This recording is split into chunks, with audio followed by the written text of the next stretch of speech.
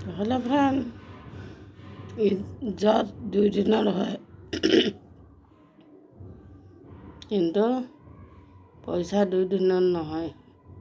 পইচা তুমি যিমান কমোৱা, আপুনি যিমান কমাওক, মই যিমান কমাওক,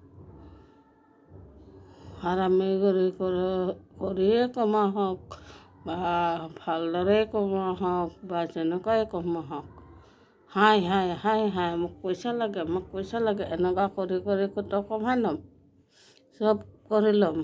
নিজৰ পইচা আহিলেতো চব হৈ গ'ল, পইচা নাহিলে একো নাই।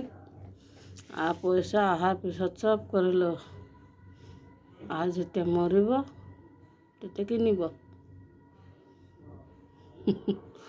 যেনেকুৱা আহিছিল তেনেকুৱাই যাব।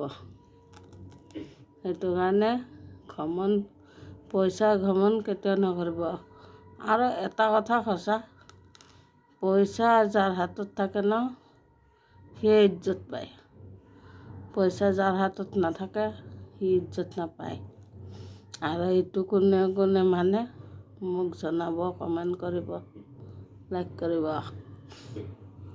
মই আজি কৈছোঁ, তো সঁচা নে মিছা?